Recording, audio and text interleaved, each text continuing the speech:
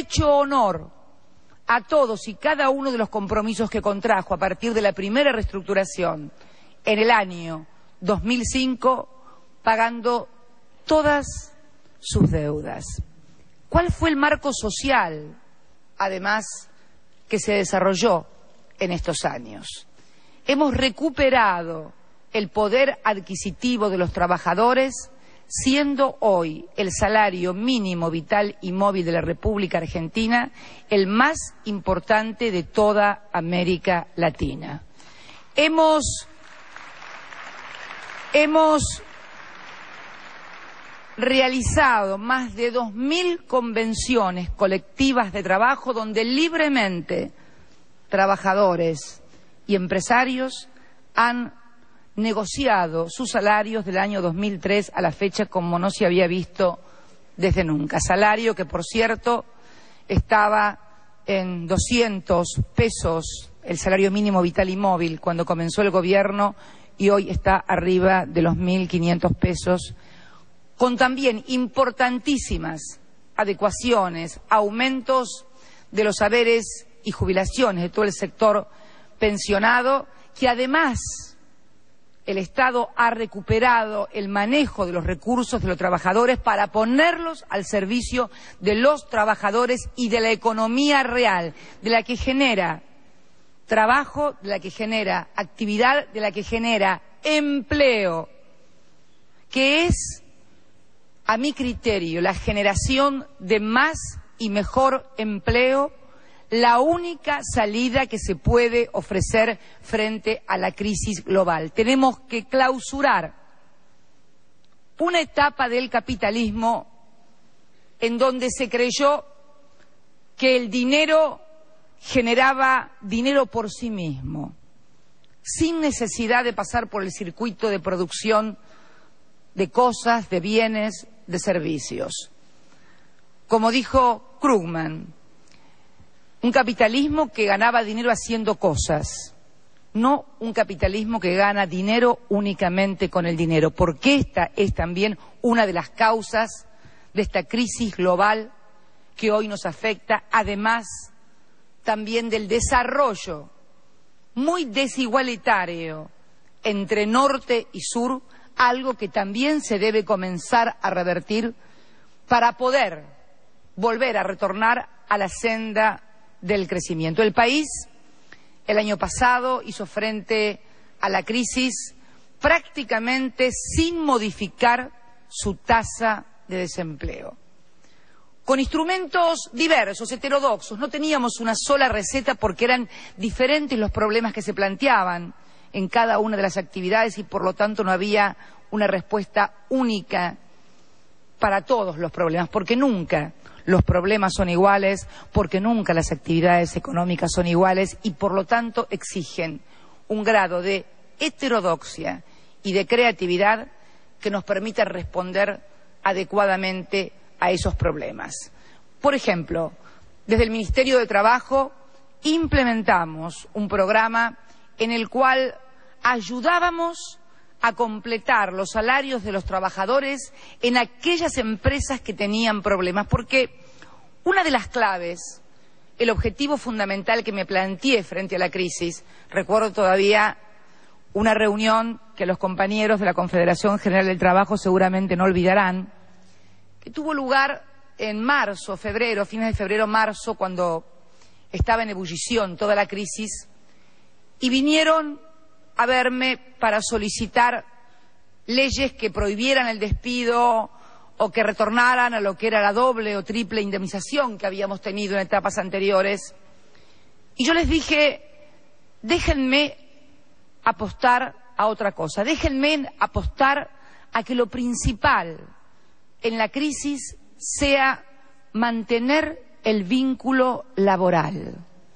evitar que llegue el telegrama de despido, acordar las modalidades durante la crisis y en lo que falte que esté el Estado presente para ayudar en la inversión y que no despidan trabajadores. Mi obsesión, mi verdadera obsesión en la crisis fue mantener el vínculo laboral, porque una vez que se destruye un puesto de trabajo, se destruye en pocos segundos. Son los segundos que tarda el gerente de personal en ordenar la confección del telegrama de despido. Pero luego, reconstruir ese puesto de trabajo que ese telegrama destruyó en un instante cuesta mucho más tiempo. Por eso, mi verdadera obsesión era precisamente mantener la vinculación de los trabajadores con la empresa, porque no podía olvidarme, era casi una marca indeleble en mi cabeza, el 25 de mayo del año 2003, cuando el presidente Kirchner asumió su presidencia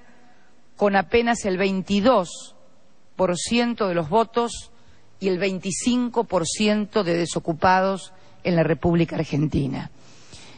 El fantasma de la desocupación, lo que ello implica en cada familia, en cada trabajador, lo que ello impacta en el crecimiento de un país, pero no solamente porque obviamente quien pierde el trabajo deja de consumir, sino lo que impacta en torno a expectativas de consumo y por lo tanto en cuanto a expectativas de inversión por parte de las empresas,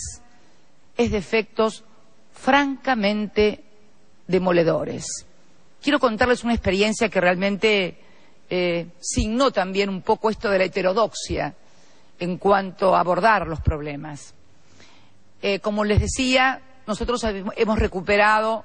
el manejo de los recursos, de los aportes de los trabajadores al sistema previsional que había sido privatizado durante la década de los 90 y se utilizaba para la aplicación o para la especulación. Con estos recursos, recuerdo muy bien, hubo problemas, por ejemplo, en una filial automotriz de una importante firma americana, una filial, una planta automotriz modelo, localizada en la ciudad de Rosario, un sector muy industrial de la República Argentina. Ellos antes de la crisis habían presentado la plataforma de un nuevo modelo que se iba a construir en la República Argentina. Vino la crisis y obviamente su casa matriz no le envió los fondos y no solamente eso, sino que peligraba la fuente de trabajo de miles de trabajadores. Y recuerdo que dimos un préstamo con los recursos de los trabajadores. Yo decía, jamás hubiera imaginado en mi vida estudiantil que finalmente, siendo presidenta de la República, iba a terminar dándole un préstamo a la General Motors. Si alguien me lo decía, hubiera dicho que estaba loco o demente, pero esto demuestra la heterodoxia. Fue un préstamo que se dio con un plazo de 4 años. Ya, esto fue en el año 2009, no solamente no se despidió ningún trabajador, sino que se incorporaron casi 900 trabajadores más a la planta. Ya han restituido el 50% del préstamo, que era a 4 años, y ahora en agosto terminan de cancelar el préstamo. Refiero esto como, junto al modelo de los REPRO, que eran los instrumentos del Ministerio de Trabajo, a las negociaciones personales con sectores más vulnerables para poder seguir conservando los puestos de trabajo, como las múltiples herramientas en las cuales estuvo presente el Estado. Pero además, y fundamentalmente, esto fue una política macroeconómica, sostener la demanda agregada. Para eso también, y por una cuestión de sensibilidad y de convicción social, creamos también la asignación universal por hijo, que es una extensión de las cargas y de los salarios familiares para aquellos trabajadores que no tienen empleo o para aquellos que, teniéndolo, no tienen el mínimo vital y móvil, lo que también significó un fuerte incremento del consumo popular y, por lo tanto, un fuerte incremento de la actividad económica. Fuimos, según Naciones Unidas, China y la Argentina, los 2 países que más medidas de carácter fiscal hemos tomado para hacer frente a la crisis. Por eso quería participar de este encuentro de delegados, no con el ánimo de presentarnos como modelo porque nunca